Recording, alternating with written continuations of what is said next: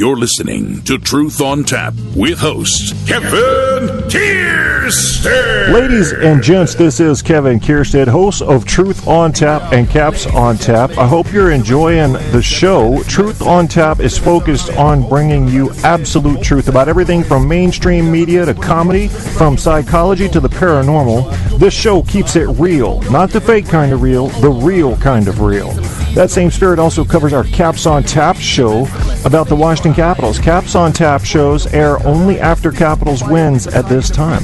Please come like our Facebook page and join the conversation at facebook.com/Truth on Tap show. Truth on Tap has been picked up and promoted by iHeartRadio, the internet audio mega monster, so shows are available there as well as on Spreaker and a limited selection on iTunes. To get in on a show's chat, you can chat from the Facebook page I mentioned or go to www.spreaker.com/user/truth-on-tap and look for the live episode or call in at 910-NOLYING. That's 910-665-9464. Thanks again for checking out Truth on Tap and Caps on Tap. You're listening to Truth on Tap with host Kevin Kierstead. Opening up the truth pipeline for these bitches.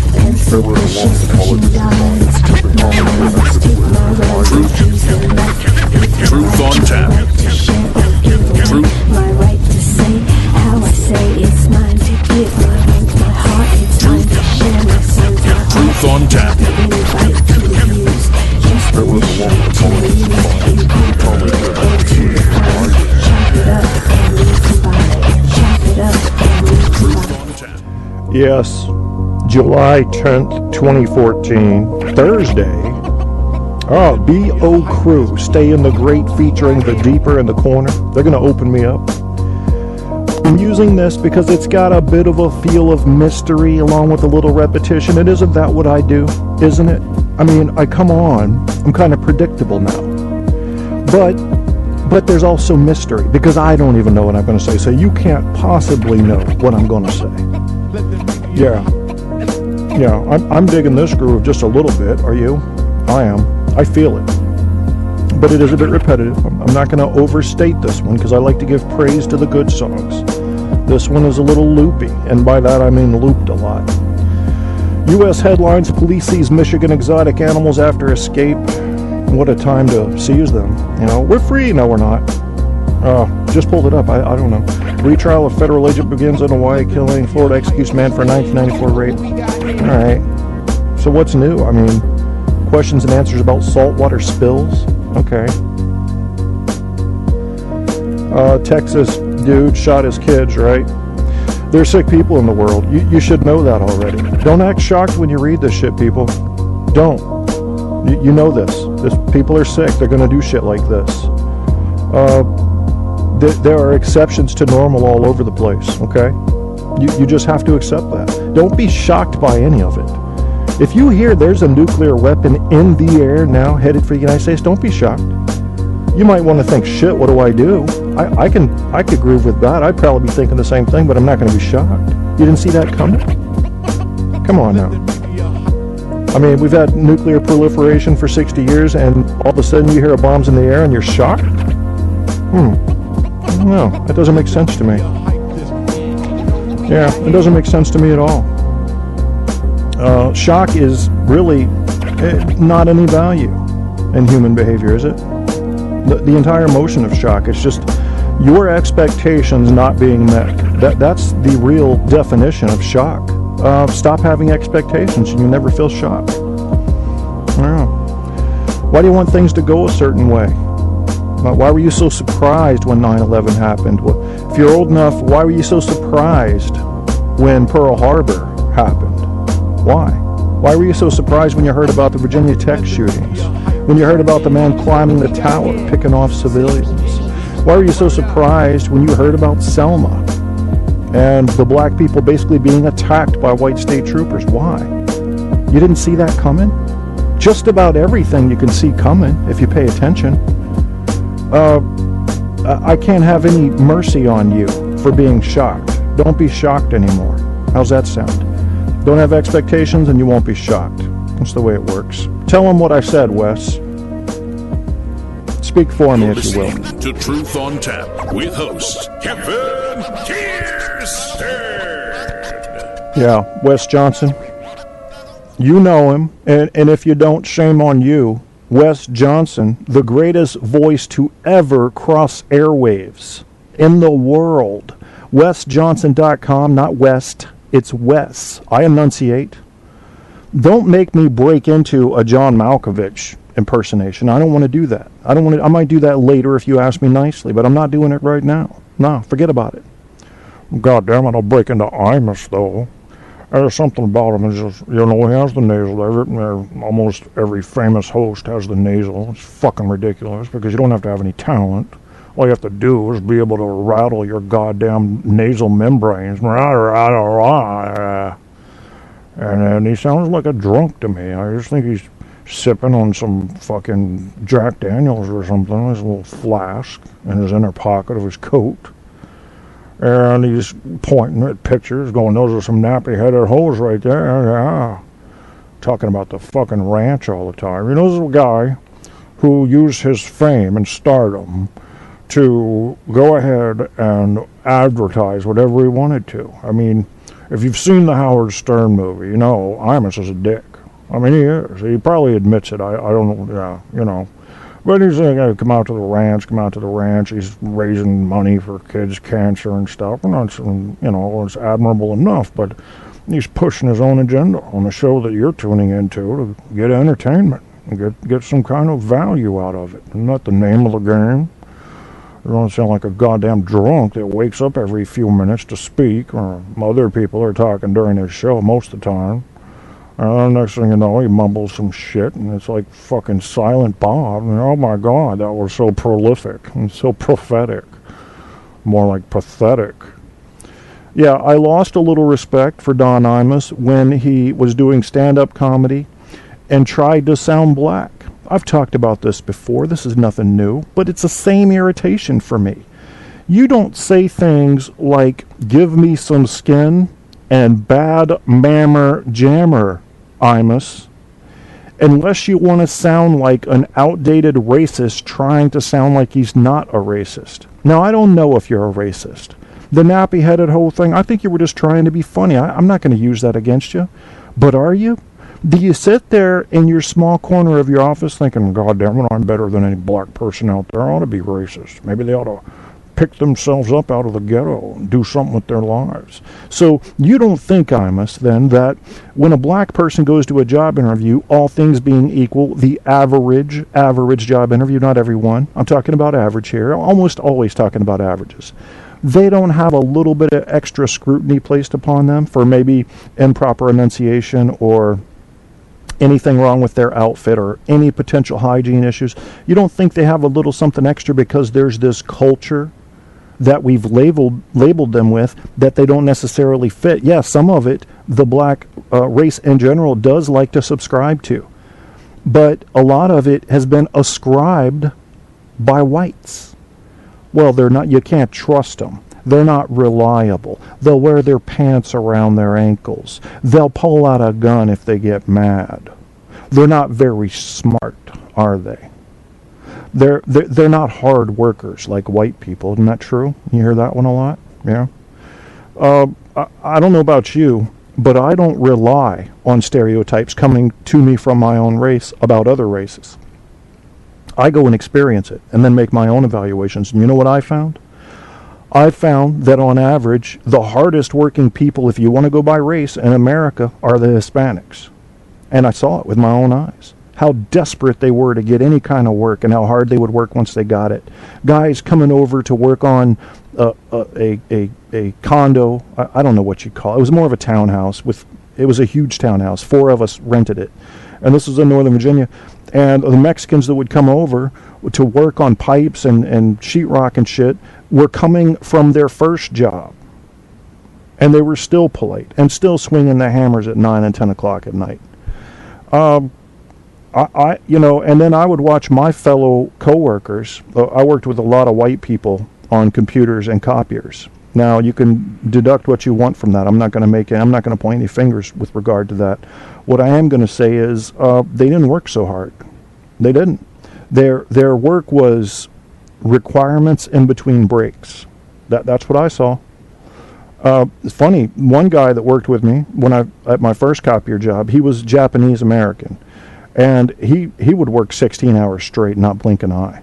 Now, well, I guess he would blink an eye. He did actually fall asleep a couple times while I was training with him, but that's probably because of how hard he worked. Because when he went home, he'd work some more, on his house.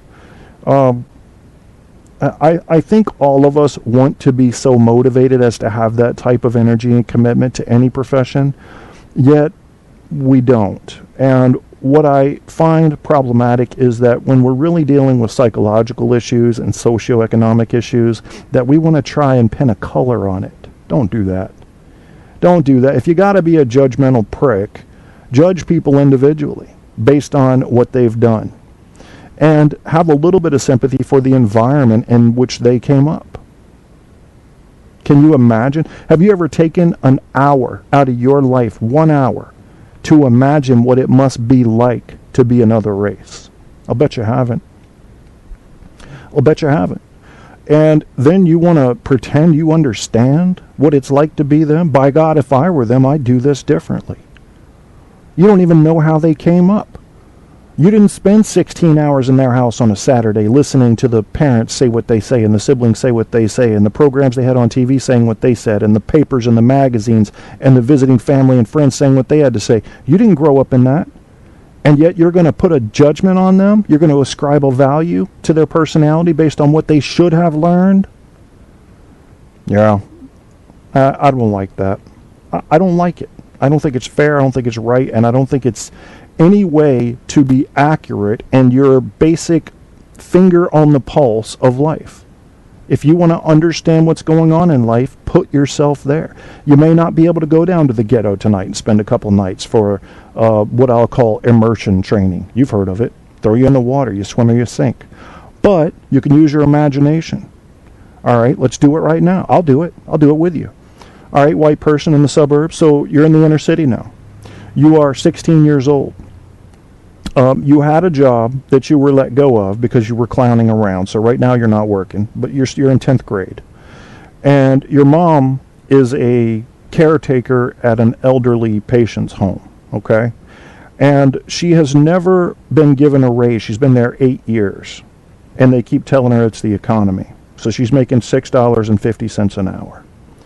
And she works her ass off, and her hands and feet are calloused, and when she's home, she's reading about nursing and how to do a better job and how to climb a corporate ladder or the office ladder anyway. As far as medical practice goes, a different ballgame there. And you know that she deserves more. And you know that her bosses are the traditional white bosses. And you know that people that started after her that were white were promoted past her. And this is just one very small facet of a multifaceted lifestyle you're growing up in. And you're telling me that it isn't justified for this person, this 16-year-old boy, to start developing a little bit of anger and mistrust at the average corporate America structure? Is it that scary to imagine? Just try to imagine being another race, being another sex, the other sex.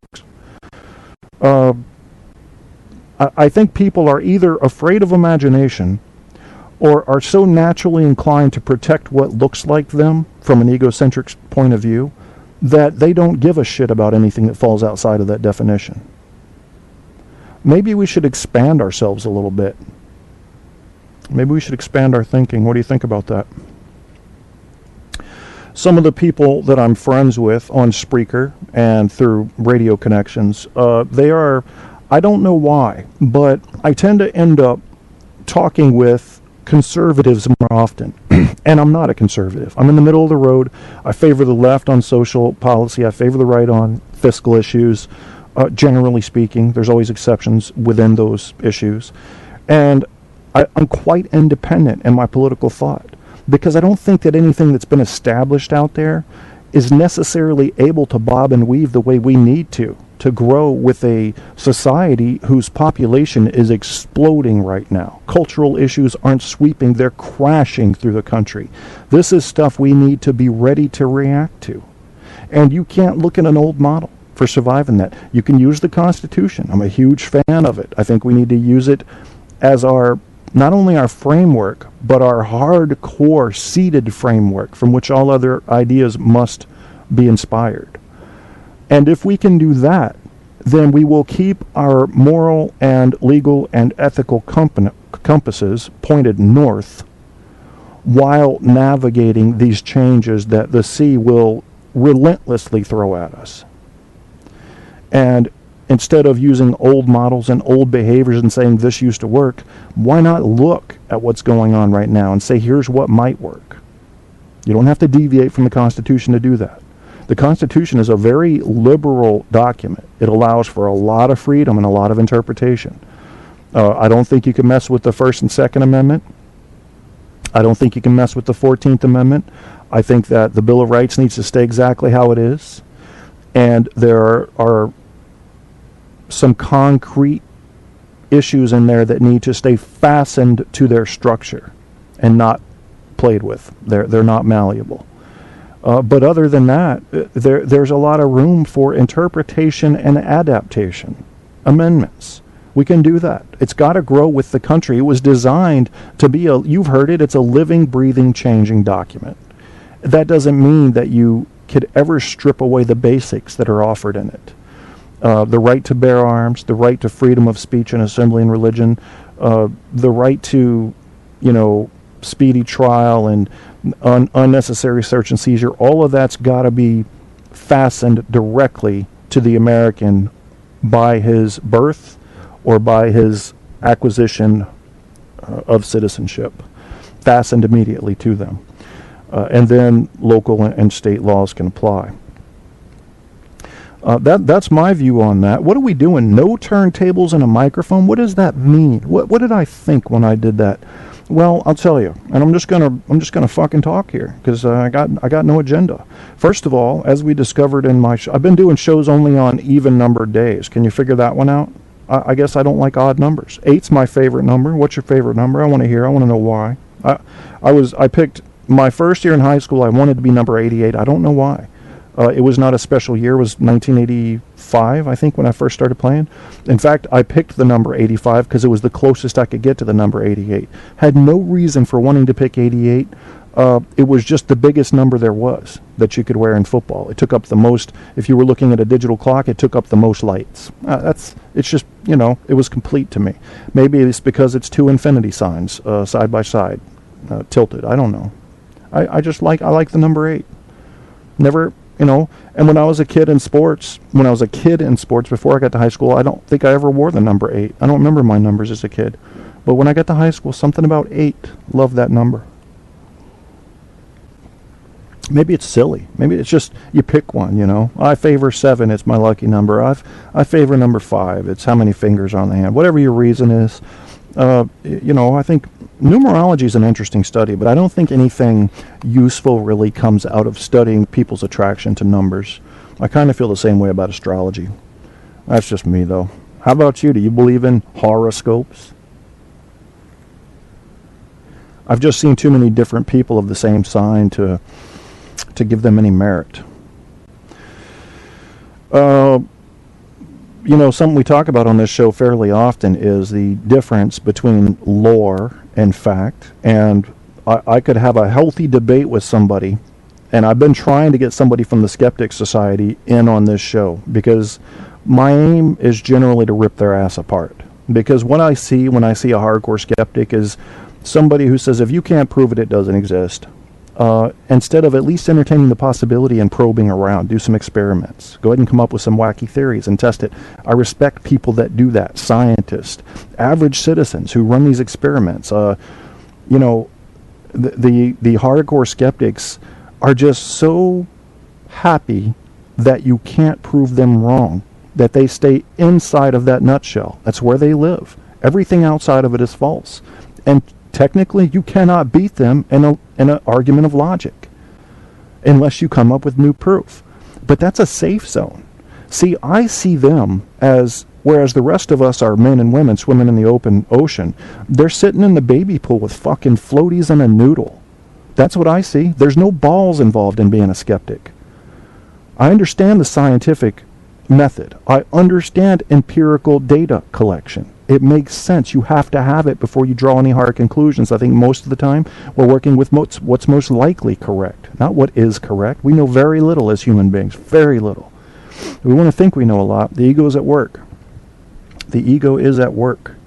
But if you think about the way we make the Cro-Magnon man look right now, go ahead and add that number of years between us to us. And how do you think they're going to make us look? How are we going to look in 100,000 years, assuming we survive? How are we going to look compared to the humans of today? Not look as in look. I mean, that's a good question too, but how are we going to look intelligence-wise, spiritual growth-wise, undiscovered categories-wise? You know, we may have 10 senses, and we're just getting to the 6th one right now. So you can't even fully imagine, can you? Texas. All kinds of shit goes wrong in Texas. Texas, you know, I have some friends from Texas, and I respect them. For the friends that I have from Texas are awesome people. But a lot of the people I've met from Texas, especially through the internet, tend to think that Texas is like a God state. They want to secede. Go. Let them go. Let them go. If they think they can make it on their own, we'll go down to 49 states. Bye, Texas. Do your own thing. Sorry, man. We thought you wanted to be part of the union. That's cool. Do your thing. You got steers out there. You do your thing. And we'll be answering your petition the next day for fucking aid. And it's a sad thing. Stop doing that. You're part of the United States of America. If your state differs that much from all the other states, you got to figure out how to make adjustments.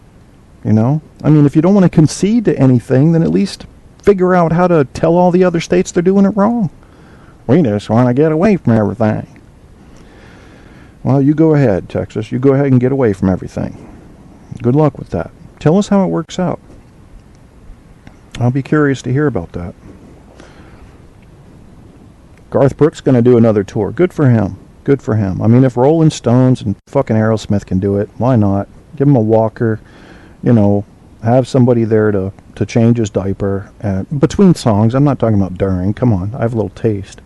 And let him roll if he can sing. You know, let the thunder roll. Fuck it. Scottish Open. Rory McIlroy hit a 436-yard drive. That's pretty long.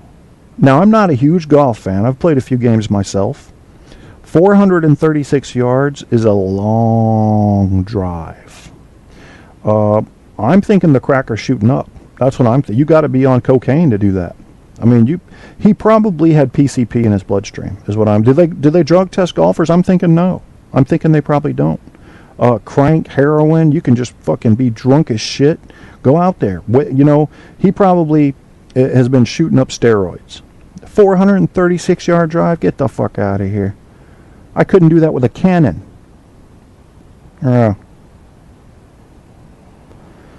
Oh, God, people are making me hungry. Some of you guys know I've been dealing with this. I think I have celiac disease, but it could be IBS or some variant of IBS, and so I can't touch wheat. It tears me apart. And I just saw this person, I'm not going to say any names, that said, I usually don't eat Chinese often, but tonight I discovered orange chicken with bacon. I haven't eaten all day, so my ass is starving. You know what I'm going to have to eat tonight, though? I'll give you 3 guesses, but you only need 1. What do you think I'm going to have to eat tonight? I'll give you a clue, all right? It is prepared food already. It is kept frozen. And what kind of clue can I give you that won't make it too easy?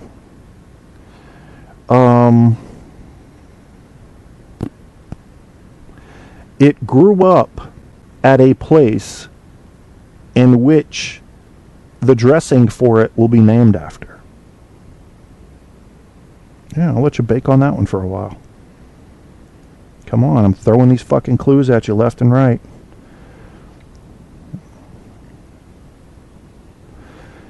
Oh, my friend Christian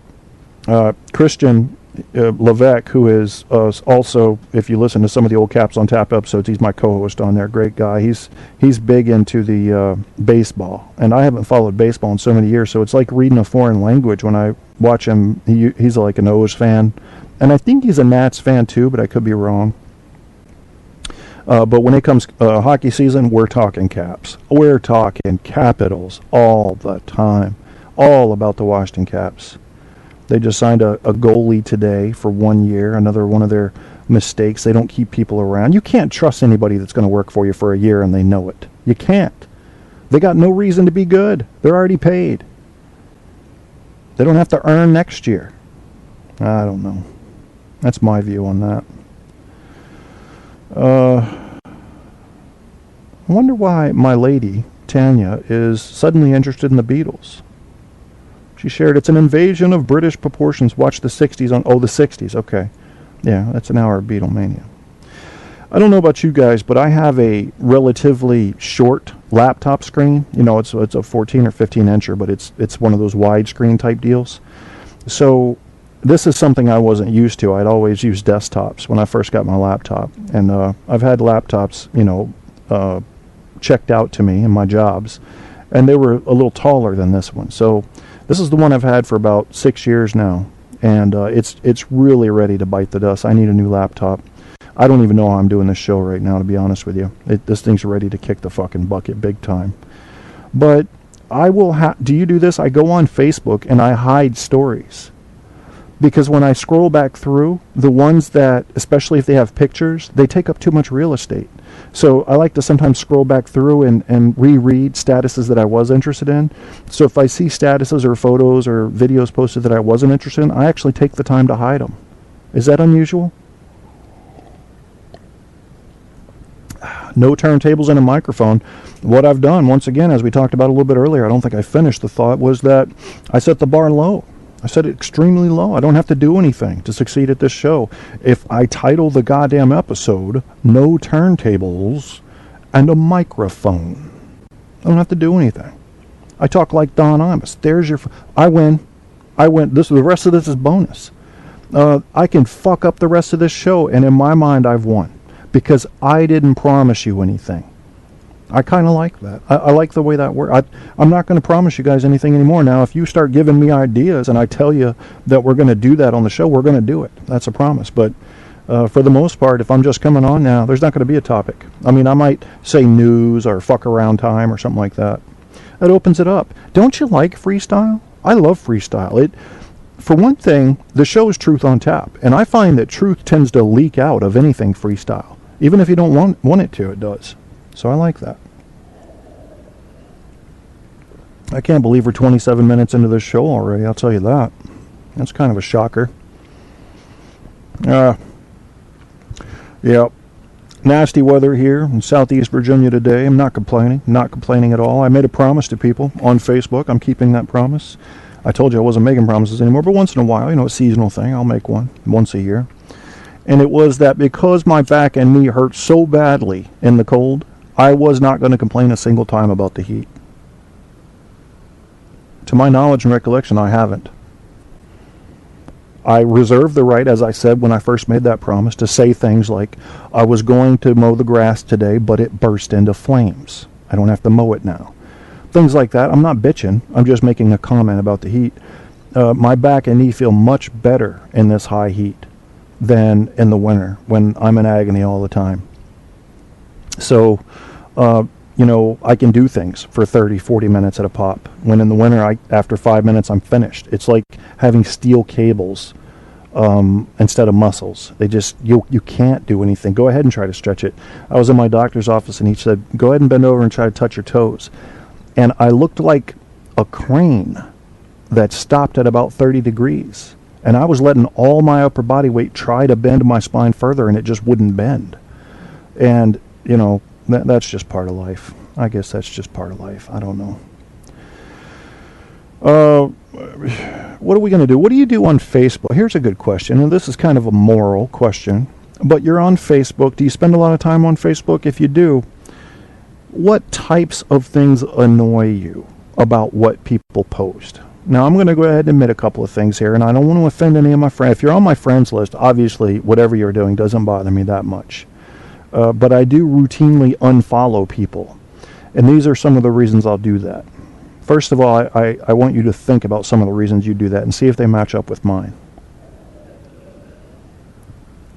All right, blowing up my feed.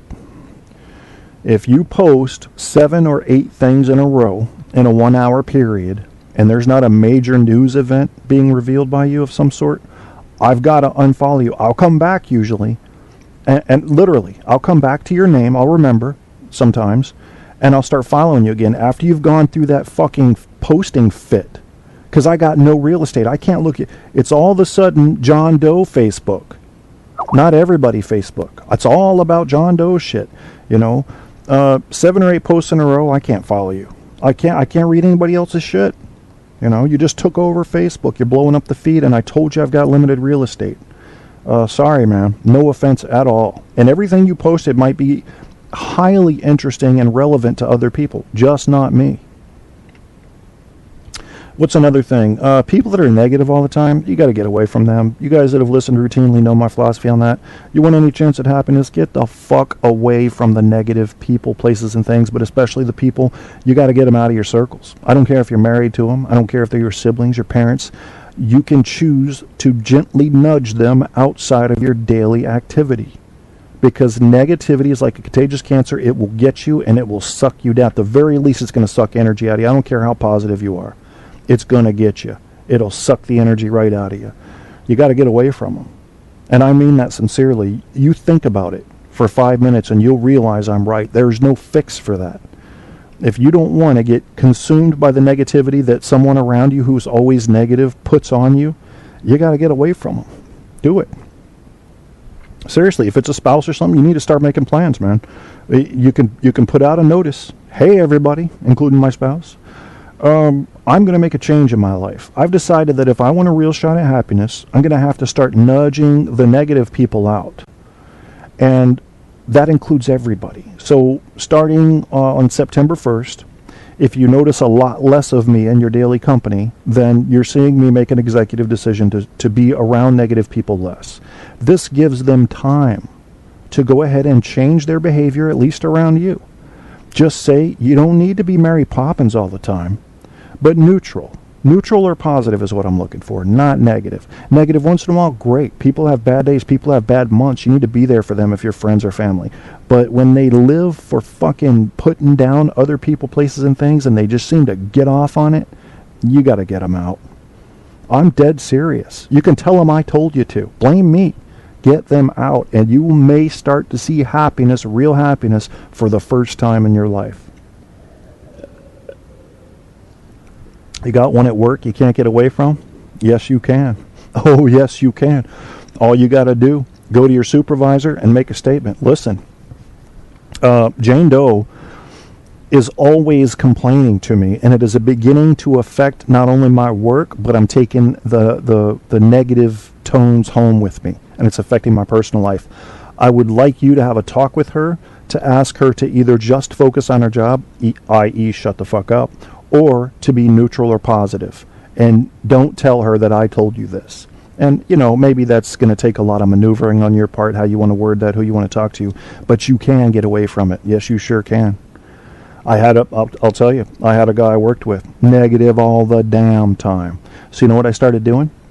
He started saying, so-and-so and so-and-so, and what do you think about it? And I say, well, I just choose not to focus on negative stuff. And it took about a month of me doing that for him to get that I didn't want to hear that shit. I don't want to hear that you hate another worker. I just don't want to hear it. I don't want to be around it. It's negative. And I think people, we're a culture of black and white, aren't we? We think if it's not negative, it must be Mary Poppins. And there is a middle ground, guys. You can get away from negative without having to fucking float with an umbrella. There's a neutral territory there in which you can be reasonable and realistic but still acquire happiness. The negative shit's got to go. Life's hard enough, don't you think? Don't you think life's hard enough? Maybe we have it a lot easier than our ancestors did. Maybe we have it a lot harder than future generations will. Or maybe we're at some weird apex where we're enjoying one of the easiest forms of life there is. Radio guest list just posted on my comment, so I better go read that. I posted there, I'm looking for a co-host, and this is something I was going to talk to you about today. Yes, I would. And I'm going to read it to you. Why not? So I posted, and this is to everybody, I'm looking for an intelligent, witty, relatively fast-talking, part-time, possibly full-time co-host. I prefer a minority female to make the show's views as diverse as possible with only 2 people, but will take anybody who doesn't sound too much like me if necessary. Meaning I don't want your voice to sound like mine. I want you to have your own voice.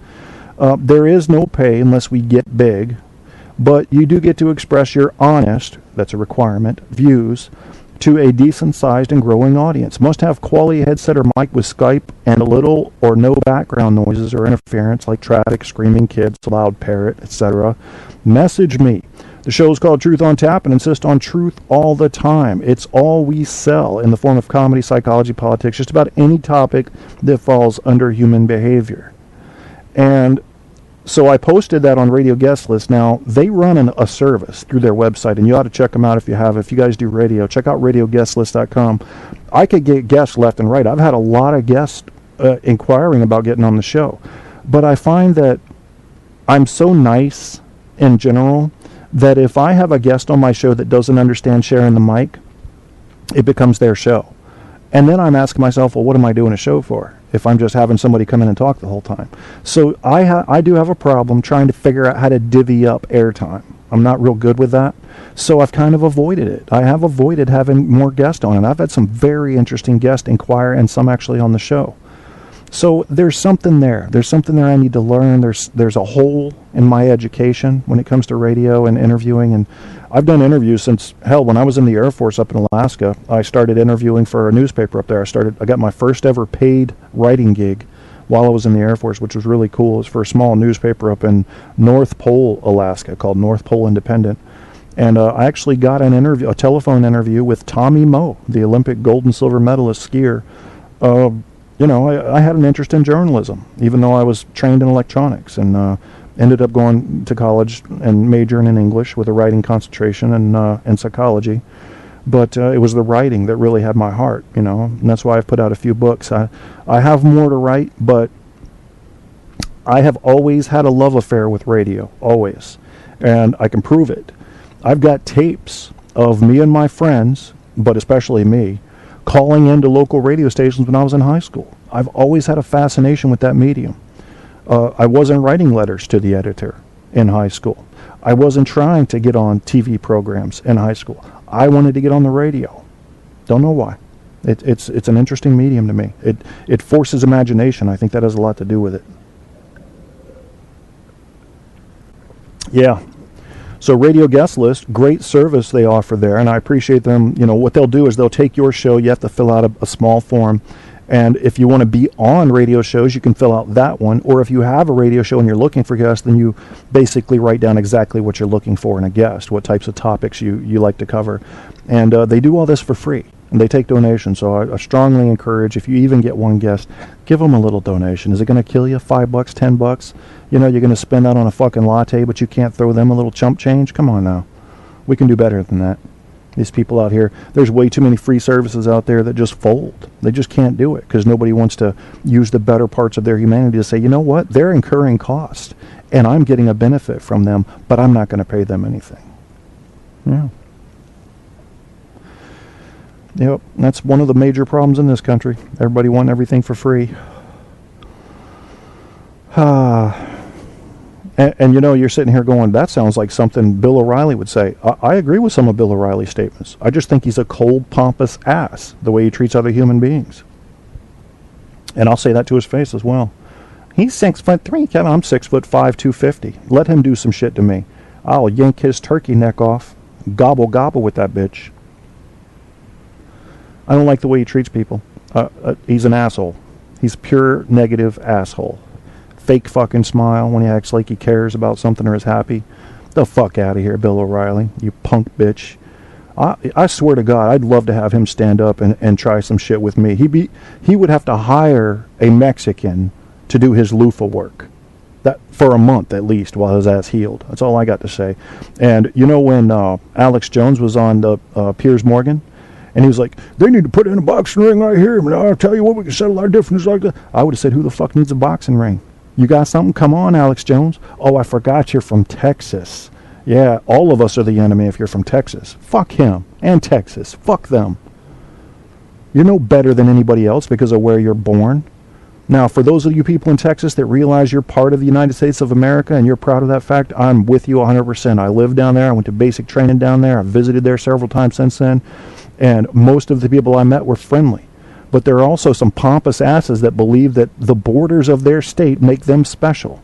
That goes for people from New York City, too, that come out of there acting like they're wearing some sort of Medal of Honor because they lived in New York. And I find people from New York City actually kind of special when it comes to psychology. I like to give them honorary psychology degrees in my mind because they just seem to know every human situation possible just because of their exposure to it.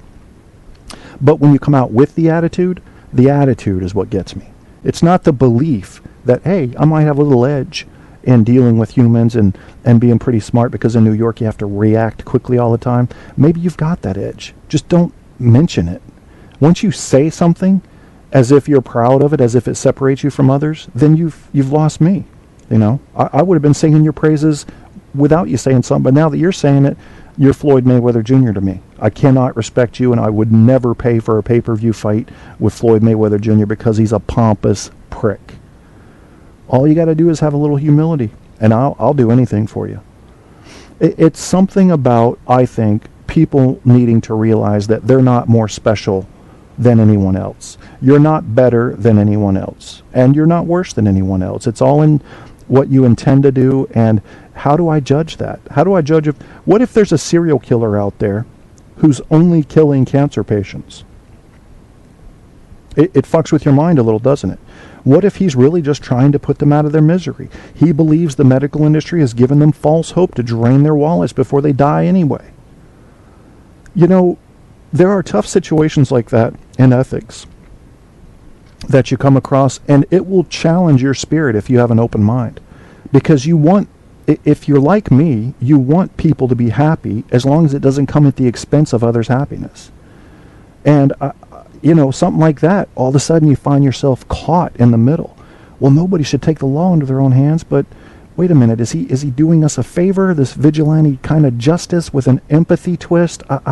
I don't know. I got to think about this. And then you get tired of thinking about it, so you vacate the subject. Typical behavior of the American mind. Yet I say don't vacate the subject. Get back in there and think about it. Figure out what had you confused, because that's how you get to the core of what it is to be a human being. That's how you figure out the broken manimal. If you haven't listened to any of my broken manimal shows, make sure to check those out. We are broken, and I don't think we were ever not broken. Don't be confused. I don't think something broke us. I just think we're very underdeveloped, and we like to believe that we're God's gift to the universe. What a terrible shame that is. I'm not saying hate on yourself. I'm just saying see yourself as we're not even in the beta stage yet. Human beings are all kinds of fucked up. Come on. Think about it. We are really not a whole lot to a very intelligent life, a species out there in the universe that was looking on. We wouldn't even qualify for humor yet, much less to be taken seriously. We're just infants. We're infants. I'm reaching, I'm touching stuff. I don't know what it is. I shit myself. Bleh, just puked. Oh no. It's 3 a.m. Feed me. Give me nipples. That's all we are to them, if we're anything. Maybe it's time we just recognize that and say, we got a lot of growing to do. It's okay to be happy and feel, you don't have to feel like you're less than them, whatever them is. But you have to see where you are on the grand scale of potential. And we see ourselves up in the upper 7th or 8th mark out of 10 when we're really down at the 1st mark. Because we haven't imagined enough yet, far enough ahead. That's what I say. Keeping it freestyle. I made a mistake. I use Radio Boss software. Radio Boss. You need to check that out. Now, let me pull up the website, because this is some very good software. Dimitri, DJsoft.net. DJsoft, just like it sounds. .net. Radio Boss software is powerful. I could run this radio station 24/7 since I have, iHeart picked up my show, and now I have the unlimited account, the station plan, which is $120 a month. They pay for it for free, which is awesome. So I could run this show 24/7, and I could do it with just this software. I could literally set it up and go on vacation for a week, and this radio station would just run. It would just run. So, but yet I can condition it and set it up to just run my little show.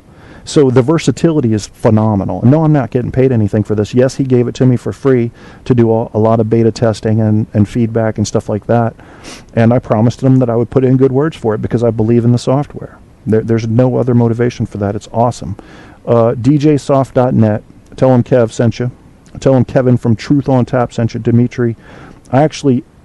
Here's how cool this guy is. Now, he's got a team working for him now, but it was just him then. He put in a feature that I requested. I wanted a pre-listen feature where I could play a part of a song before I let you hear it so that I could make sure I wasn't loading up the wrong thing. Fucking week later, he's got it in the software. Just amazing, man. It's a great program. It really, it's probably more powerful than anybody listening to this needs. But isn't it nice to know you have the power and that you've become familiar with it if you do decide to expand? You know, I had terrible times with Sam Broadcaster. Sam Broadcaster is also, and probably the most powerful software package there is for radio DJs. But I had a lot of problems making different components of that play well with each other without distortion. So maybe you won't. Maybe Sam Broadcaster is the best out there. I'm just telling you that Radio Boss is the king for me. I have never had it lock up a single time. I've never had a problem once I learned how to use the controls. It's not that hard. I mean, there's a learning curve, but, you know. All right, so that's enough about that. Let's see what he's selling it for these days. I don't know what the purchase price. All right, so you can get the most recent version, the Express version, for $119.95. Standard version's $199, and then the Radio Boss Advanced is $239. He's got some other like Radio Logger and Radio Caster to, you know, you can get the whole package for $204. Wow, that's a good deal actually for all of that. That's Radio Boss Standard plus Radio Logger. Yeah, that's Dimitri. I'm gonna have to get in touch with him again soon. I haven't given him feedback lately. What else were we talking about? I was talking about, going back into Radio Boss. I told you I was going to keep it freestyle, so I'm going to throw a song on here, and we'll put something to it. We'll put some talk to it. I will admit, as I always do, I like to give credit to people that come up with ideas. It was Truth Porn Militia was doing a show one night, and he was talking over a song. And this is something that I've done before, but that I've been wanting to do again more recently, but I hadn't downloaded enough music, you know, and there's all these licensing issues. You got to bob and weave. So I finally did. I finally got some good songs down that were better than all the old stuff I kept playing. And I started talking during them. And for some reason, listenership has kind of like doubled since I've been doing that. So I don't know if it's that or not, or maybe just that Debbie Daly's syndicate is promoting me a little bit, Guy Shea and all them. Apocalypse brings people to me. Or it is talking during music. You know, there's something artistic about that. I heard, who was it? Shatner doing it one time on the radio. It was just a song and he was just talking, and I liked it. I was like, I'm getting a good lesson, or at least some comedy or something, while listening to music. I can do both. I'm not even a multitasker, and I can do both. But I wanted to go along with how I'm feeling, or at least somewhat related to the topic. That becomes difficult with any of this. And I'm trying to play something I have not played for you before, and I don't even know what my topic of talk's going to be yet. So this is all getting decided on the fly. Here we go. Genus. No, I'm sorry, Jairus. It's so small I can't read it. I need to expand my text size, but I don't know how to do that yet. So Dark Side of Your Heart. Now, I've heard this song once, and it's basically, I think the right topic to go with this song is going to be somebody just broke up with you, and this is going to be geared toward younger people. All right? So, Jairus, I want you to hit it. Dark Side of Your Heart, featuring Admiral Bob 77. So, the girl you love just left you. In fact, you already know who her new boyfriend is. Oh my God. Was she the one? Was she? Let me tell you something one of my psych professors said one time, and I trust him with everything he said. He said, I could go out in a city this size right now, and he was talking about a city with 270,000 people, and I could find you 5,000 women that had what she had. He knew. He knew. It's not just more fish in the sea. There's more fish exactly like her, if that's what you're after. But guess what? If you get one that's exactly like her, she's going to leave you too. So is that really what you want? Yeah, time heals a broken heart, but logic can really accelerate it. Logic, my friend. There's not just more fish in the sea, there are better fish in the sea. Better fish. You know, you catch a grayling, you pull it in, you see it fall off the hook at the last second, you're fucking heartbroken. You cast a line again and you pull in a northern pike that's 3 feet long. And you feel silly, don't you? Well, that's what's going to happen here. It's a matter of time. It's a matter of time. You're going to meet someone who matches your expectations. How you behave then is going to determine where the relationship goes. That and pheromones. Gotta let it go, my friends. Yeah. You younger people, you guys, you want to know how to hang on to a chick that you think you're not going to be able to hold on to? I hate to say this, and I do not condone the behavior, but you got to be an asshole. Yeah.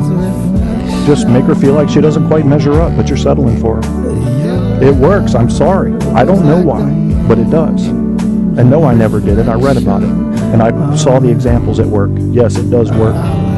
How do you do that? I guess you got to be a good actor to start with. If not, start studying acting lessons, because you got to convince her that you're not going to be hurt if she leaves.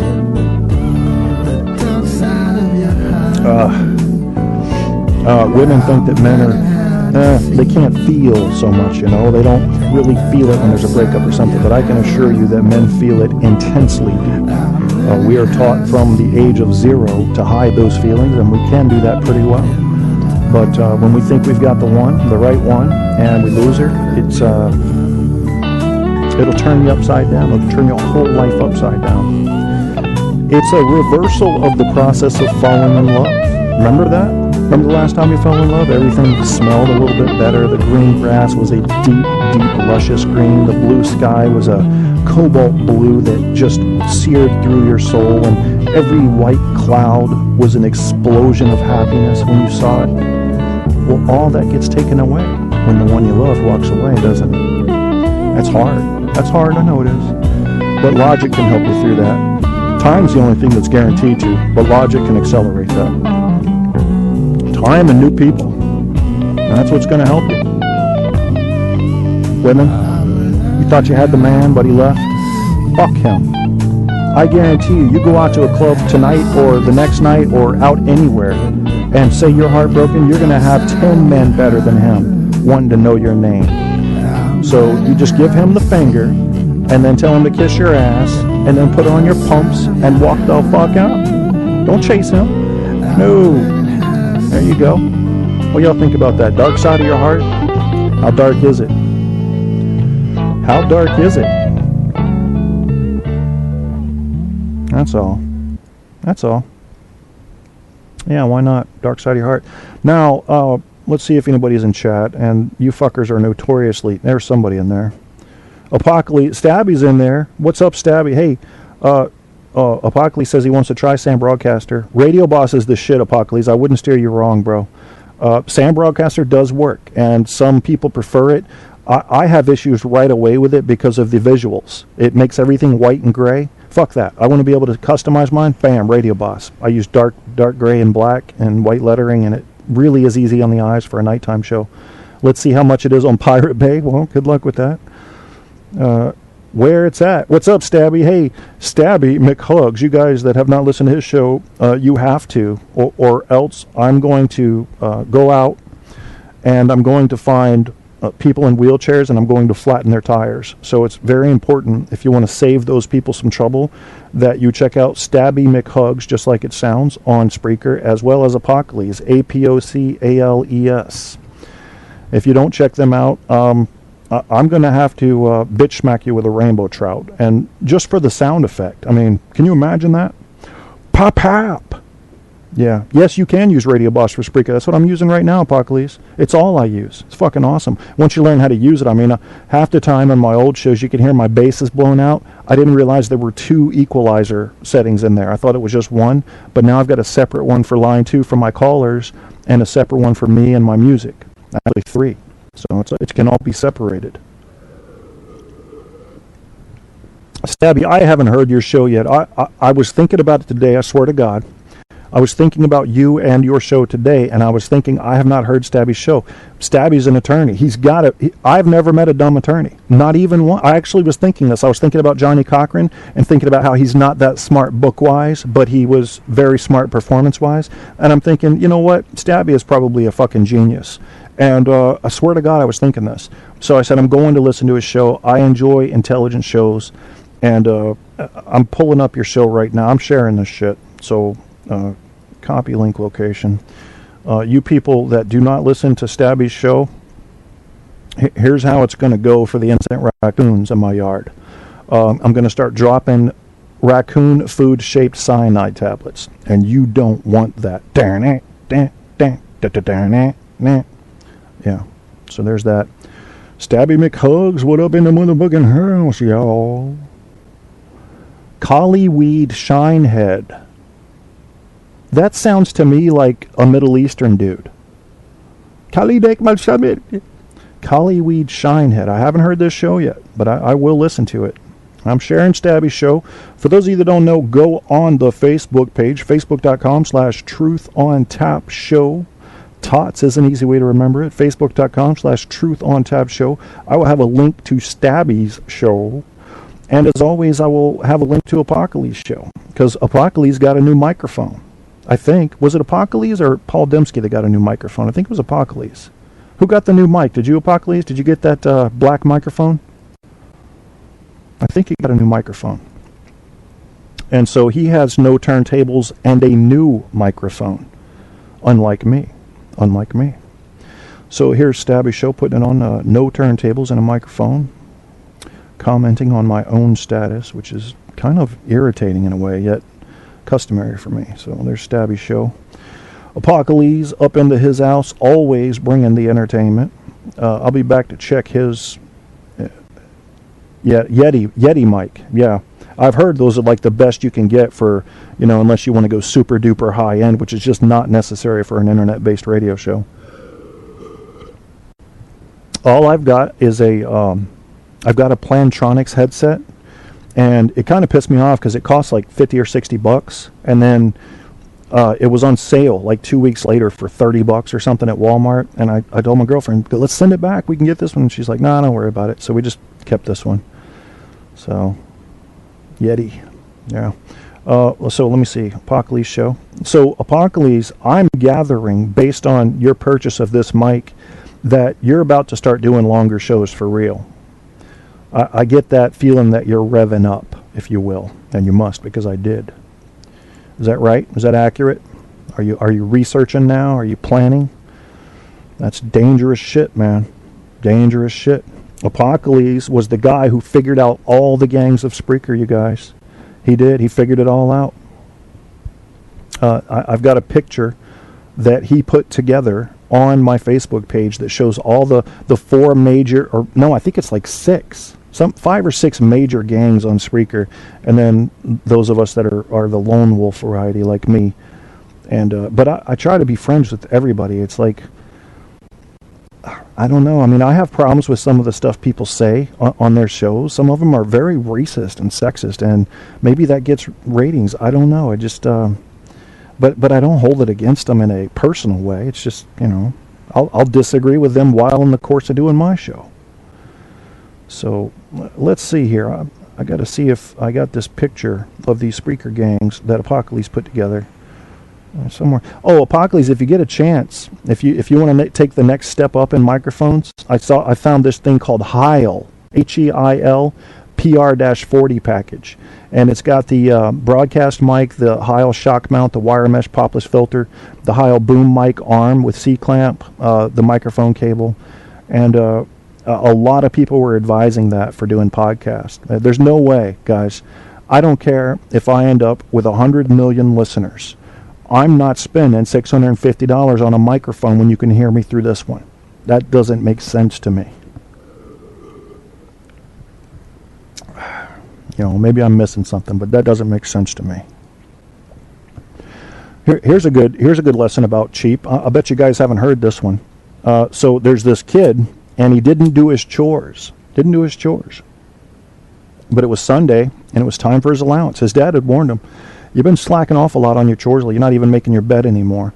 You keep that up, and you're not going to get your allowance. So the kid this was a while ago, so $20 was kind of a big deal. He would get $20 every Sunday for doing his chores. Okay? Stay with me.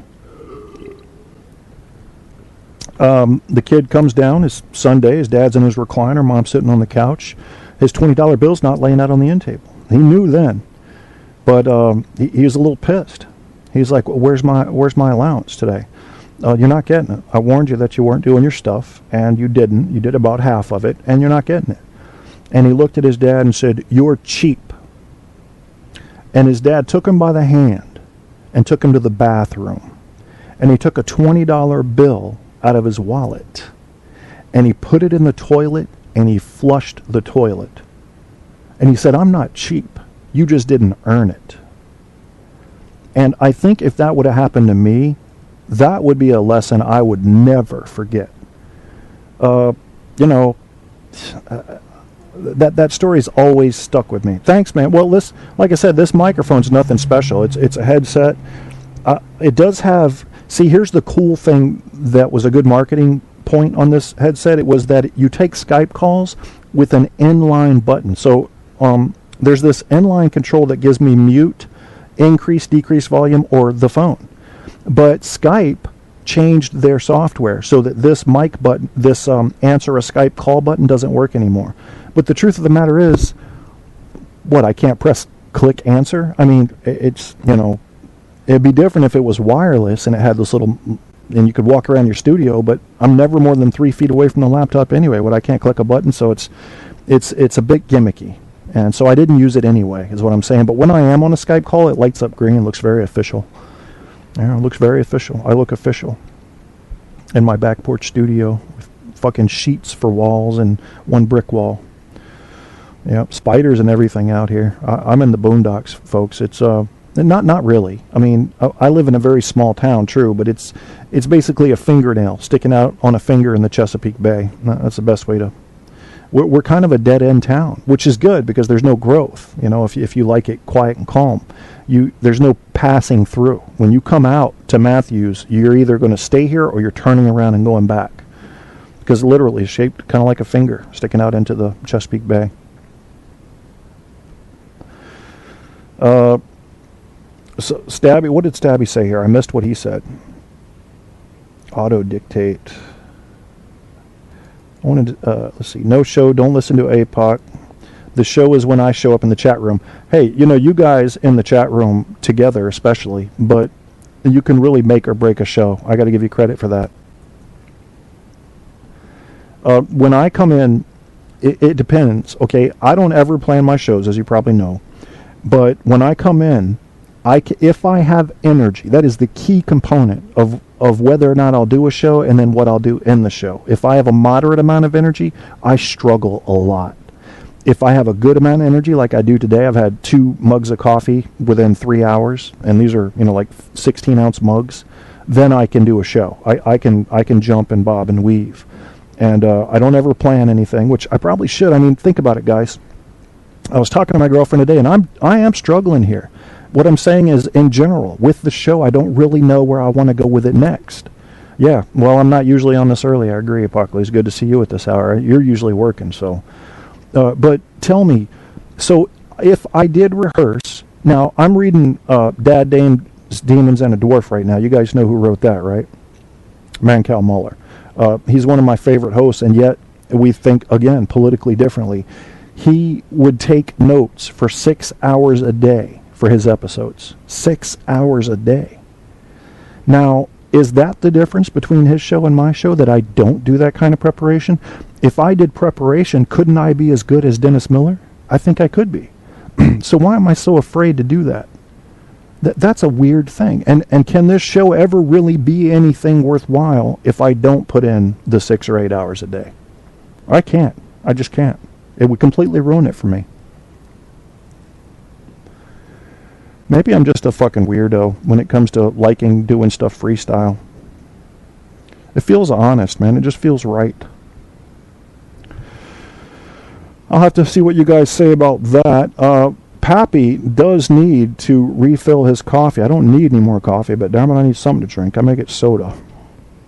I just started drinking soda again since I've been sick. So I can drink Pepsi Max, I know that. I think that's the most caffeinated soda there is. And then Mountain Dew comes just after that. But what I will do is I've got a couple of good songs here I'm going to load up for you to give everybody a little break. Everything has been rearranged because I accidentally hit the wrong button in Radio Boss that sorted the songs by name, and I had them sorted just the way I wanted. I should have saved that layout, but I didn't. So now I'm fucking around hunting, and I haven't played this one in a while, and we were talking about energy earlier. How about This the Age of Cocaine? It's got a very retro 80s feel to it, and I don't know if this is really the age of cocaine, but it could be. And then, for those of you that may have just joined, well, I'm not going to play that commercial for you. You can find me at Facebook, facebook.com/TruthOnTapShow. There's the commercial. That's a funky song. Did I play that one already? No, I played BOC, so we can do that. This has got a very funk type of thing to it. This is new. This isn't the old one I was playing. So we'll play that one. This is Sacjo 22, Funk It How It Is, whatever the fuck that means. And then we already played Dark Side of Your Heart. Then Age of Cocaine will come after that. And then after that, I think I'll be back.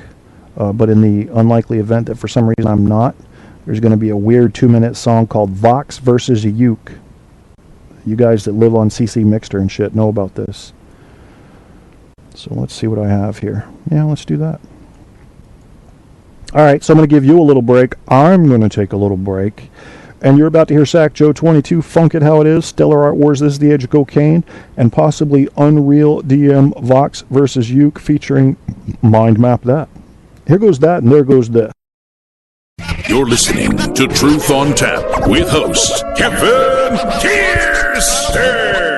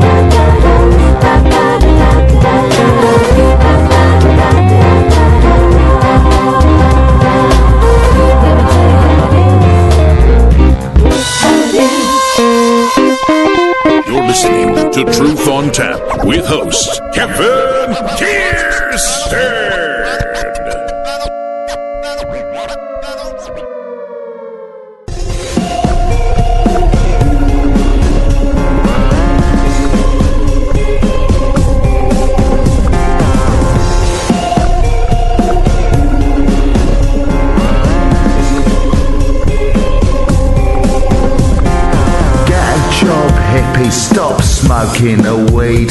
Cause love and peace is over now, the message is greed. Forget about blues now, it's rhythm and bling. And Thatcher and Reagan are decidedly left-wing. Entertainment's bought up our souls, and it's turned our kids into racist trolls. Fuck us up and screw our lives. Buy themselves some trophy wives. Pay-per-view for the Rolling Stones, ambulance chasers and the payday loans. The old common sense is the new insane. 'Cause this is the age of cocaine.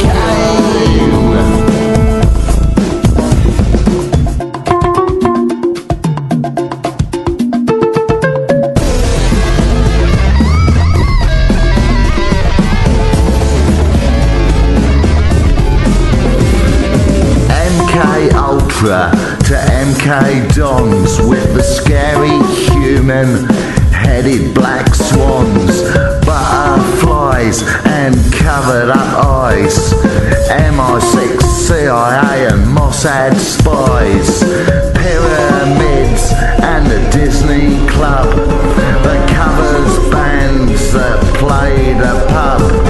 The age of terrible infants. I wonder if Britney's wearing pants.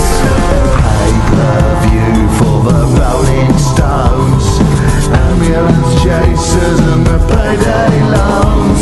The old common sense is the new insane. 'Cause this is the age of cocaine.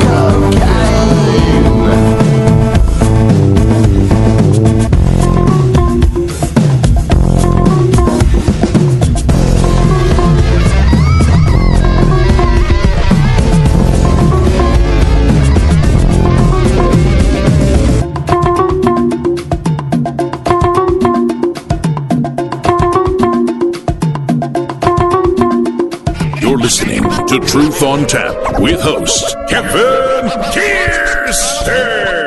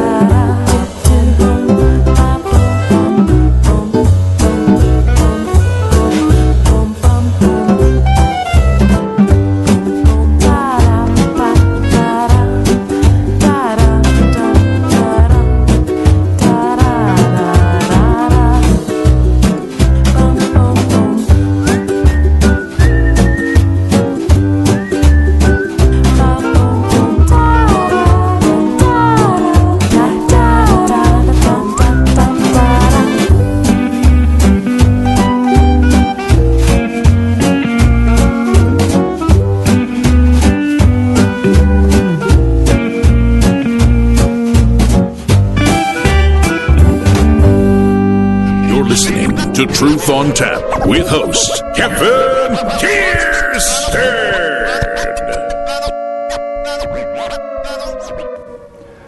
Yeah, there we go. How about a little Lamadio Tiato? I did it yesterday. I'll do it again today. I'll just leave it on while I'm talking. I'm not going to try to fit in some kind of moral or life lesson here. Who the fuck am I to tell you how to live, you know? I'll just talk. What's going on? The news it's sour for me. It's like milk that's been sitting out. There's nothing new in it. I mean, that's so ironic, isn't it? It's just the same shit happening over and over on a cycle. When you don't know what to do, I don't want to know what Lamadio Tiato means. Because to me, I can ascribe a new meaning to it every day. Last show, I said, let it mean, let it go. Let it go. Let go of the small stuff. Well, today, I'm going to let it mean we don't need understanding. You don't need it. Not every hole in what you think you should know needs to be covered or closed. Just leave it there. What's wrong with Swiss cheese? You got a problem with Swiss cheese? The holes are just there. It's just the absence of cheese, that's all. You can't know everything. Yeah, I'm not going to know it all. Are you?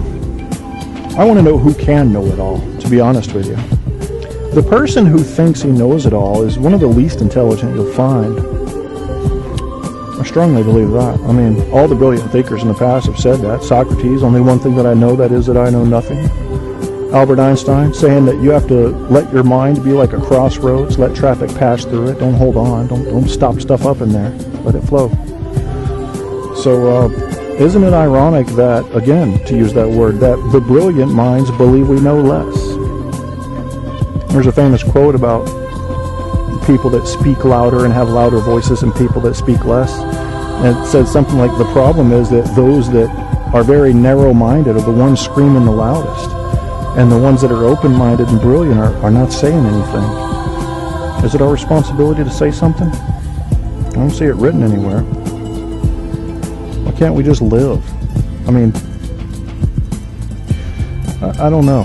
What is this whole thing about being intelligent and the requirement that you work always to be more intelligent? Where'd that come from? I don't know if I like that. I feel like it takes away from life. I mean, you shouldn't have to go camping to feel peace in your life. To let go. To just be. Why do people have such a problem just being? I mean, it is the fundamental problem in meditation. People can't figure out how to just be. What a shame that is. We need some sort of powerful voice, some sort of huge universal command to go out to people to say, stop trying for a little while and just start being. Is that such a sin? I don't know. Maybe I'm trying to talk people into apathy. Maybe I'm the enemy. You just don't know. It depends on your values. It's always about your values. The hard worker that works 20 hours a day, is he the winner? Is it the peaceful person, the Mahatma Gandhi, is he the winner? Is it the warrior? Is it the fisherman? Is it the construction worker? I don't know. Just don't know. Some things I don't want to know. When it's all subjective, what the fuck can you know? Math? Math is about it. Yeah. So yeah, that was, I love that song, Sacjo 22, Lamadio Tiato, featuring Air Lomeg, Borja, and Smojos. Shit that I wouldn't even say in a Mexican restaurant. But that's who they are. That's who they are, and I had to give them credit. You got to stay legal, right, Stabby? I mean, you got to, this is attribution, Creative Commons. You got to give people credit for their music. I do. I'm not fucking around with the law. Well, not on this show anyway. Well, you guys aren't really lighting it up in the chat room, so I don't know how much longer I'm going to go, but, lately I've really been enjoying doing this talking thing during a song, and it takes a lot of songs if you don't want to be repeating yourself. I've got some here, but I'm not so sure that a moral lesson or a story is the thing to necessarily do during these songs. Maybe, you know, I started doing Doc in the Box again, where I pretend to be a psychiatrist, psychoanalyzing the artist, real time. Maybe I'll do that again. I don't know. Maybe I'll do something brand new. Let me think for a minute. Looking at this music here, I know most of these. Some of them I don't. Like I've heard them once, but can't remember how they go. And whenever I use pre-listen, it makes me quiet because I'm listening. So I'm going to use that right now. Act cool, slanted voices, urgency. That's an interest. Ooh, I wonder if I have the Sycamore one where she's reading a poem. I think I have it. Well, maybe not. Secret Things. Have I? Yeah, I'm going to have to pre-listen to this to make sure I'm not going to give you something you won't like. Oh, this should be fucking good. All right, guys. We're going to have a freestyle philosophy meeting here. Now, I don't think I've even heard this song, so this is brand new to me. I played maybe 5 seconds of it and said, okay, that's cool, I'll download it. So here it is, Snowflake Secret Things, featuring, I don't know, some people, man. Ivan Chu and Spin, blah, blah, blah, and all that. So here goes that. Here goes that. Secret Things. Are you ready? Yeah, featuring Ivan Chu and Spinning Merkaba. Do you have secret things? Things you do only under the covers in a dark room, do you? I bet you do. When you pick your nose, do you sometimes enjoy it? Especially those long rope ones that kind of come out slowly and tickle your nose as they come. You love those, don't you? We don't talk to people about that, though. Secret things, man. Secret things is the topic of this song. I gotta hear it, though, so I need to turn it up. To be or not to be? We're doing philosophy. Is still the question. It's still the question. It's not been answered. You don't know if we're here. You saw the Matrix. Maybe we are secret things hidden under somebody's pillow in outer space.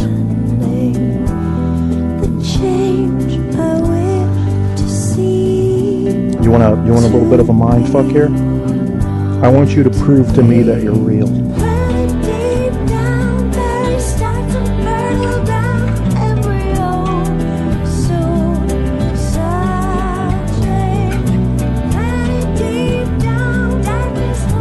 So I was thinking, what if there were a bunch of aliens living inside the moon? Now this is very unlikely, but come on, entertain it for a second. And they jack into these headsets, and what we are to them, each one of our lifetimes is a class for them. So they come in and say, I'm going to be stabbing McHugs for 74 years, and they live millions of years, so it's just overnight to them. And that's going to be a class for me. I'm going to learn a little about law, a little about his individual pains. It's all pre-programmed. What if? What if you're nothing but the accumulation of electrons moving from negative to positive? Entirely possible, folks. Entirely possible. What happens when we uncover this? If it is something like that? Ooh. Holy shit. It could be disastrous.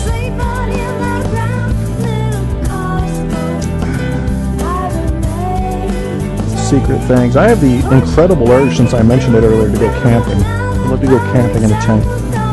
Fire and everything.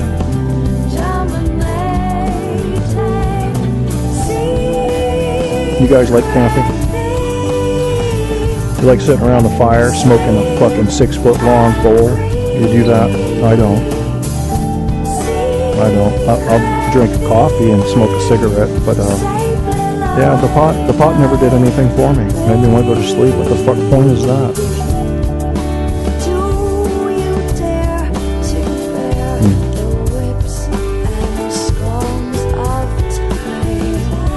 The whips and stones of time. God knows. They do beat your ass, don't they?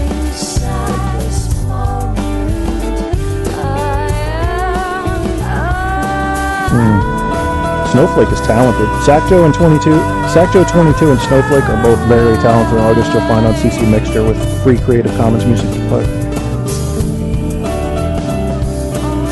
It's a brilliant way if you're a young artist and up and coming to get your stuff out there. Is the question. Secret things. What's under your nightgown here? You show me yours, I'll show you mine. God damn it, man.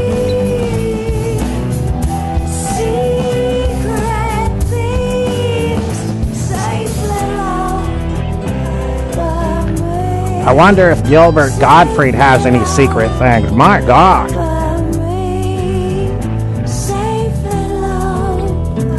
The only secret I have is up my nose. It's the question. There you go. Secret things, bitches. You heard it here first. And don't pretend you don't have some secret things, because you do. You've got some secret things. Yeah. Tell them, Wes. Bottle. Secret things. It was a good song. I enjoyed it, and I hope you did. And this talking thing we're doing during music, I think here's what it is to me. Now, as you know, I'm a huge fan of art. I'm not a big student of art. I couldn't tell you, I would have never gotten a degree in fine arts because I don't have the patience. It's like Latin. I don't like it. I don't like studying it. I just like feeling it. So art to me is anything you can take in sensory-wise that gives you a new impression, some sort of new impression, new feeling. And if not a new one, then at least a rare one. What is in art is the shit you see every day, isn't it? And there could be art right in front of you, but if you see it every day, well, familiarity breeds contempt. So the kind of art I'm talking about is when you're talking, if you're saying anything meaningful or not, and it's to a song, well, there's a double-edged fork coming in there and could stab you in one of two ways, or create a combination of a third prong. It's something fun about this. I don't know what it is. Maybe I'll play Georgia Linus with DJ Arcad Pulse. It's got it's heavily funky and totally almost techno. I don't know if I want to go there. I just don't know if I can go there. Reflections in the Rain's kind of a gay song, and I mean that in the least offensive way possible. Zepune, We Are Free, featuring Snowflake. I think that's the one I played the other day. I don't want to play it again too soon. No, that's the one that sounds like the Gwen Stefani thing. It's Gloria. Now, I know I've played this before, but I think it's been a while. It's too soft. You guys need something a little harder right now. You know what I'm going to do? I'm going to go back to the good shit. Some of y'all already know what I'm talking about. There were a couple of songs that we've played over the last 3 or 4 shows. One is called 18 Pieces by an artist named Soda. And I can't remember. They're both great, but one of them has horns in it, is very jazzy, funky, and the other one is just cool. So we'll play them both. And we'll just talk during them. Fuck it. And again, I have to give credit to Truth Porn Militia to kicking me off on this, talking during music shit again. But I got to find the other song, not Purple Nurple, which is a good one. It's an intense song, but I'm not looking for that one. The other one I'm looking for is, we had Soda 18 Pieces. And I'm going to find it. That I do know. Urgency's not it. Where the fuck did it go? Soda 18 Pieces. Well, I can go ahead and start the Soda 18 Pieces one while we're waiting. So let's see if you motherfuckers have anything to say in chat. No. You might as well be dead in there. I'll wake your asses up with this song. Get ready for this shit. Hit it, Soda. Let's hear that. Yeah, hear the wind blowing? That's just the beginning, bitches.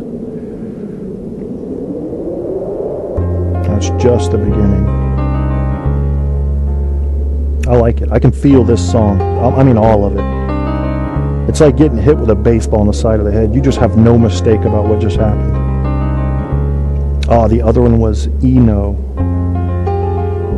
No, Lo Tag Blanco, Slumlord. I got it. I'm ready. I ain't fucking around. Kevin will get you there.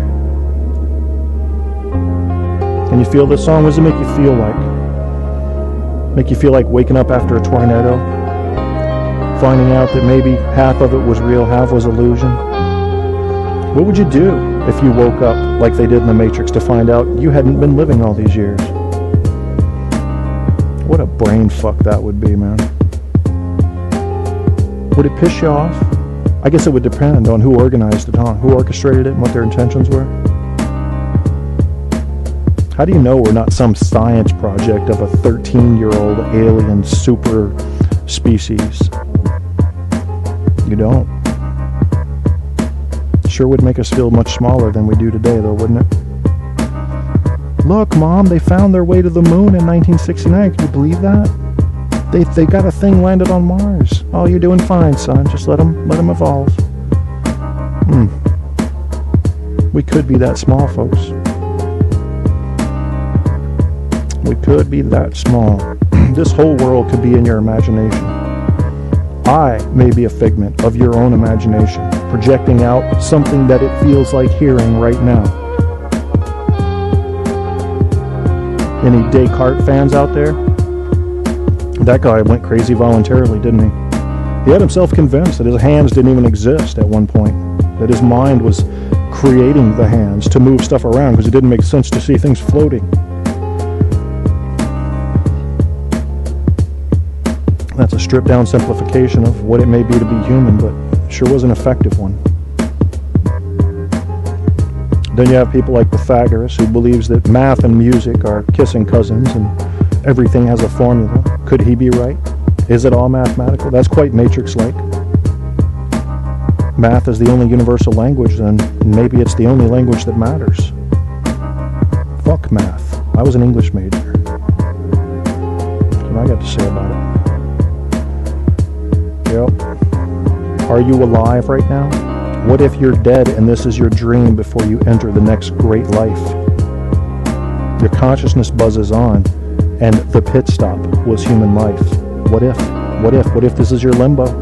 You don't know. You don't know. Admit to yourself that you don't know, and you're going to find peace, because you don't have to grasp onto ideas that you have no confidence in. You don't know. You can have faith in your God. Go ahead. I would encourage it. But just realize you don't know. You don't know. Hard to say that, isn't it? I don't know. Do you know people that will not say that? They bug me. They just have to know. Or they'll fucking sidestep and, well, actually, according to one... No, just say you don't know. Give me that bullshit. I bet Stabby sees that all the time as a lawyer. Motherfuckers won't say I don't know. Or they'll say I don't know and be lying. You know them? Yeah. I can't remember. I do not recall. Lying motherfuckers. Truth, bitches. That's what we like. Just say it. If you fucking killed the person, say it. You don't have to self-incriminate. How about telling the truth? Is that a possibility? Did the crime, do the time, bitch. Yeah, that's a good song there. We're just going to move it right on into...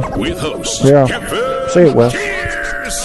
Yeah. Say my name, bitch. Say my name. Low Tag Blanco, Slumlord.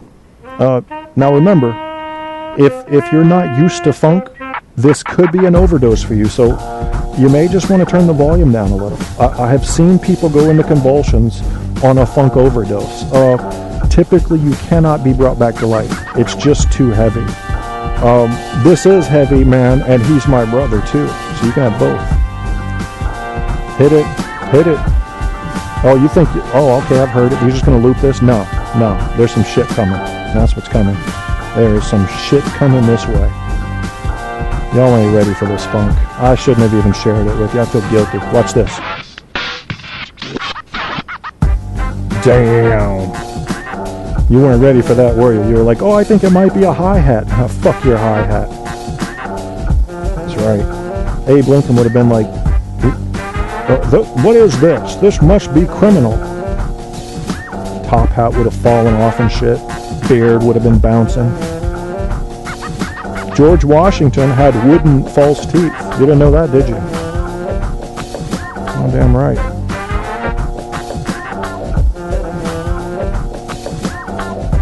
No point here, folks. No point. I'm letting you just feel the funk and we're talking. That's all.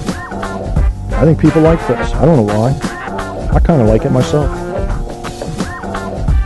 Maybe it's the same thing that you like about Impressionist. You want to see if the music makes somebody say something that would match what you're feeling while the music's playing.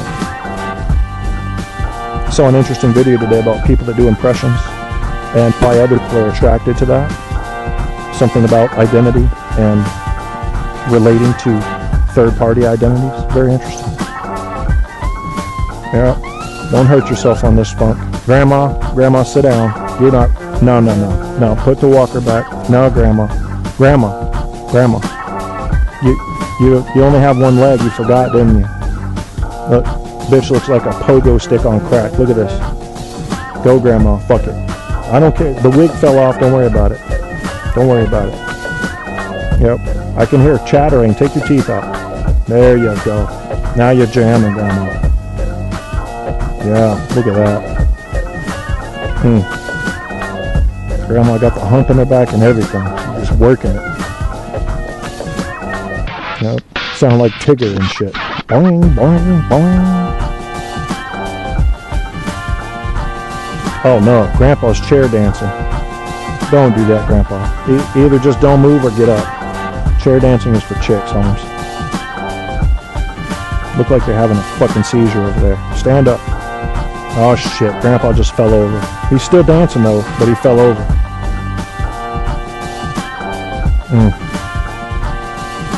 He looks like a pile of pickup sticks. Yeah, that's a lot of funk. It's a lot of funk from Slumlord. Low Tag Blanco by Slumlord. That was enjoyable, man.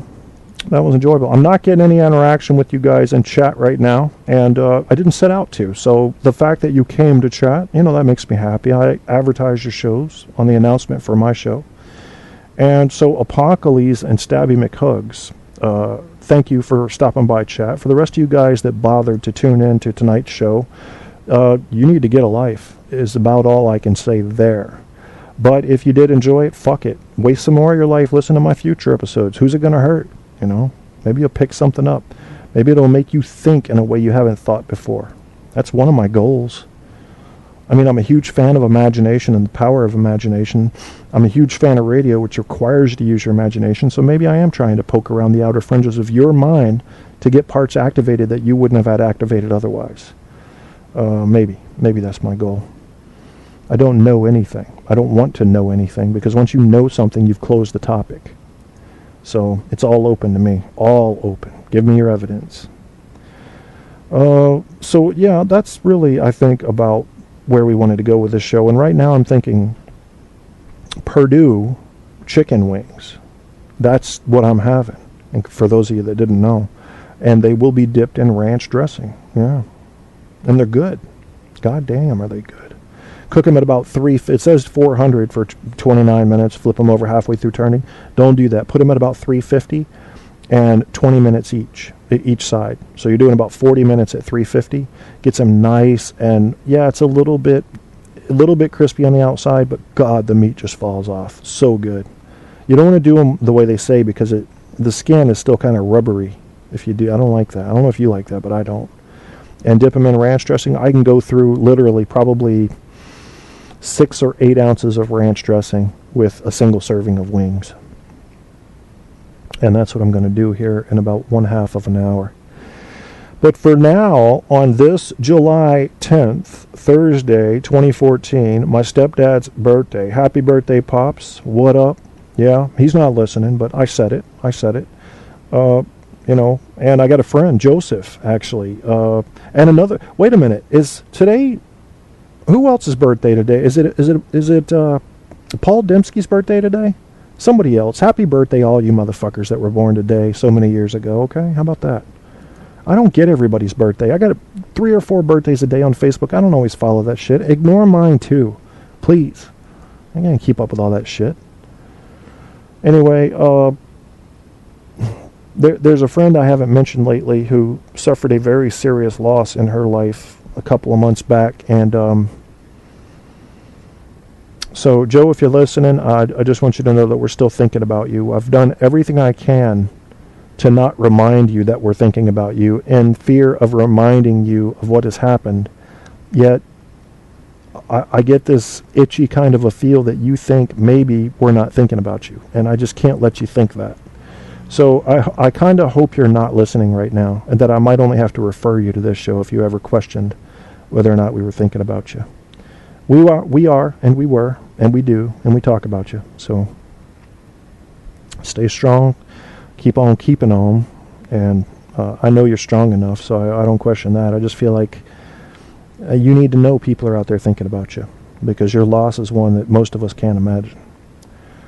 So that's on kind of a serious note, but sometimes you have to be serious, just once in a while. Then we can get back to being fucktards. All right, so we had enough music for this show, you guys. If you have ideas for whose mic is it anyway, please leave them on the Facebook page or on the Spreaker page or the iHeart page for the show. You can find it, Google it, Truth on Tap. For those of you that tuned in late, I am going to play a little commercial so you can figure out how to follow this show. And if you have any questions or comments or ideas or anything, just let us know. Give us a holla now.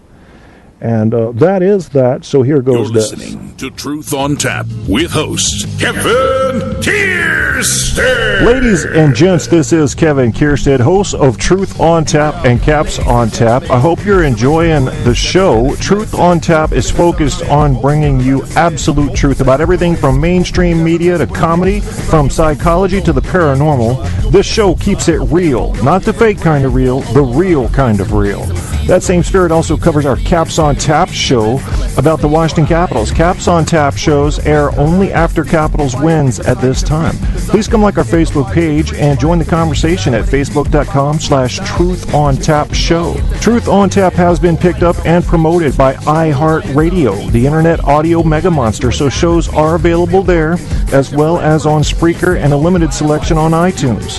To get in on a show's chat, you can chat from the Facebook page I mentioned, or go to www.spreaker.com/user/truth-on-tap and look for the live episode, or call in at 910-NO-LYING. That's 910-665-9464.